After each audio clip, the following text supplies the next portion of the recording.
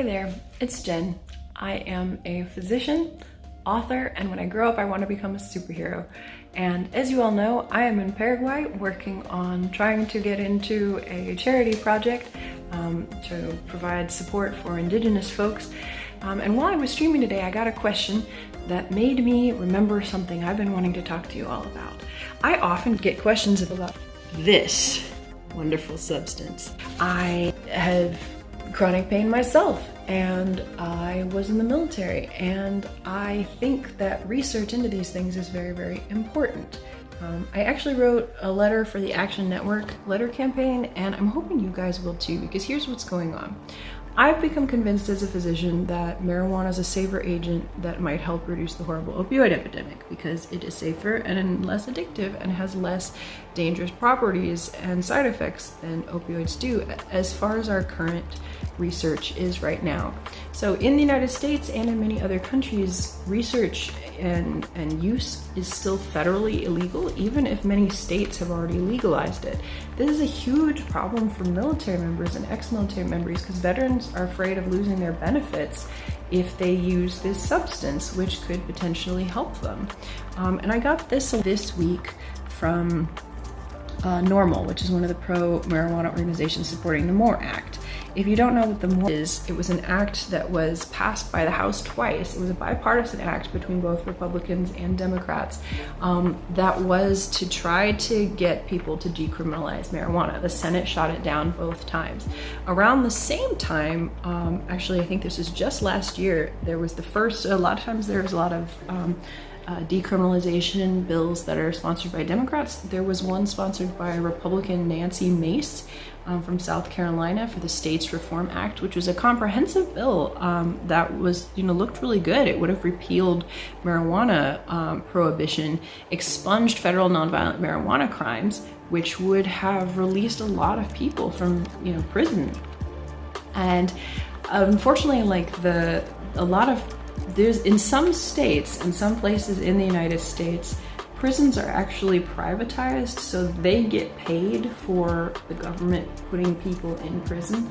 And in some states, like Texas, there's actually even a quota. The government has to fill this much quota, or the government has to pay a fine to the prison. The government has to pay a fine to the prison if they don't put this many people in jail. So the, prison system itself has become a money-making system, which is really not how I think any of us envisioned, no matter what side of the legal aisle. And I try not to make too many partisan legal alerts, right? Because this is not partisan. This is something that both Republicans and Democrats have put out, and folks who are neither as well. There's definitely a problem. I think none of us like the idea of funding those kind of organizations, funding organizations and making people money off of prisons was never the goal. And where you can go to jail there's some states where it's possible you might get a few months for an assault, and you might get many, many years for a marijuana possession because of the way it's federally criminalized, because it's a federal crime, not just a state crime. So that's a problem. And so that was what the MORE Act was. That was what the States Reform Act was. And I got this email from NORML, which is one of the groups that supported the MORE Act. They sent me an email talking about how last week all but 8 Republican senators voted against moving forward with the VA Medicinal Cannabis Research Act, which would require the Department of Veterans Affairs to study the potential benefits of medical cannabis. And then they also talked about how the Veterans Medical Marijuana Safe Harbor Act needs support right now. So I sent a letter to my representative, and you can do a similar thing. My letter says, as a physician and your constituent, writing to express my frustration and disappointment with your decision to vote against this. I pointed out the current research that exists, and that they can look it up, and please don't block that act, and also please support the Medical Marijuana Safe Harbor Act. Between that and the Research Act, I think that's a more important act because research can continue. There are other ways for that research to go forward, whether or not the VA specifically does it, but certainly the Medical Marijuana Safe Harbor Act, veterans need to be not criminalized if they're able to find something that helps their PTSD or their pain.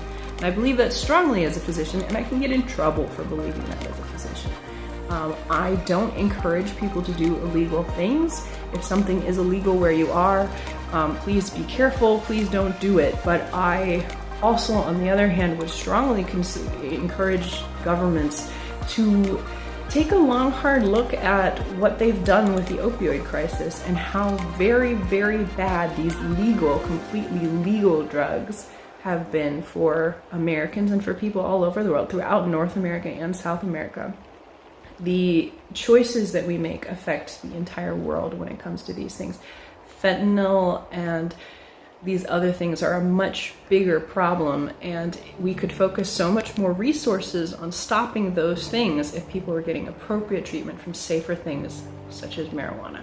So I would encourage you to look up NORML. I would encourage you to see if I've put if you scroll down on the becominghero.ninja website after you click on, let me show you where it is.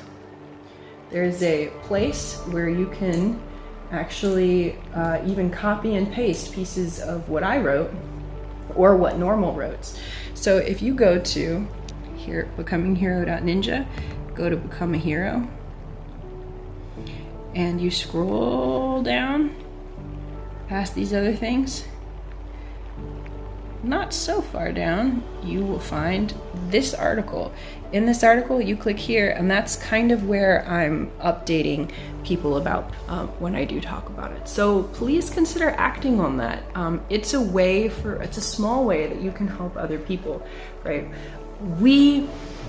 When my grandfather talks about his time stopping, working against the Nazis when they took over Denmark, he says he didn't do anything important because he was only a teenager, and that what he did in the resistance was really small and nothing. But here's the thing, after I started pulling pieces out of him, I was listening and I was like, if he hadn't protected his friend's gun and hidden it so that his friend could go to resistance fighting without his gun being caught in his house, if he hadn't done that, that person couldn't have done that. If he hadn't carried the leaflets that he carried, he was a courier for the anti-Nazi resistance papers so that they could still share information, right? If he hadn't carried that, without communication lines, there is no resistance, right? If he hadn't kept his mouth shut when his conservator workplace was shut down and Nazis came in, they were looking for somebody, and one of the apprentices got down on his knees and crawled behind where the Nazis were and crawled out, and he managed to escape to warn the printer, to warn the resistance leader over at the printers that they were coming for him next, right? If everyone in that shop hadn't kept their mouths shut and made sure that person could get away, that wouldn't have happened if my grandfather hadn't grabbed his buddy's shirt when his buddy panicked in front of a group of Nazis. They would both have been shot, right? So little tiny things, right, are what actually make up movements. We were talking about this, and I was like, Moafa, I don't think that it really is like in the movies, because when I hear you or when I hear other people in real life, it seems that most times heroism starts with everybody doing the right thing in little doses and protecting each other as much as they can in the little things. So I don't believe in too much social media activism. I believe in real action. So real action, write to your legislator about protecting the rights of somebody else around you who might be in pain, a veteran, or if you're not in the United States, somebody else in your country who might be in pain. And it affects people all over the world. So little things, we take little steps, and that's how we start becoming the heroes that we're meant to be. See you soon.